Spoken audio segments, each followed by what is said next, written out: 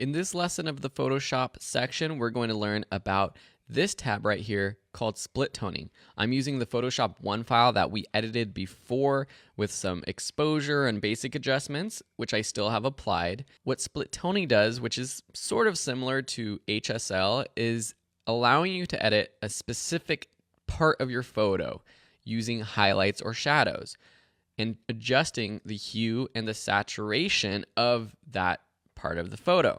So for example, for the highlights, if I take this first hue slider and drag it around, nothing happens.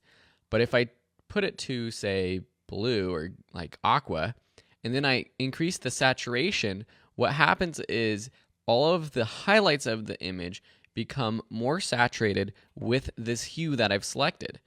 So now with the saturation all the way up, I can adjust the hue and you can really see what's happening. So I can get this really cool, interesting effect. Now the saturation doesn't necessarily desaturate and make it black and white. It's just adding how much saturation for this hue to the highlights. Skipping down to shadows, this allows us to add the same sort of color to just the shadows. So first let's move the saturation all the way up to 100 to start out. Now let's adjust the hue.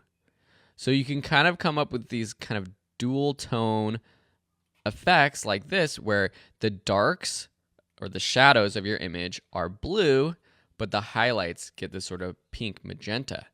You can adjust how this is balanced with this balance slider. Going to the left will sort of weight it to the shadows.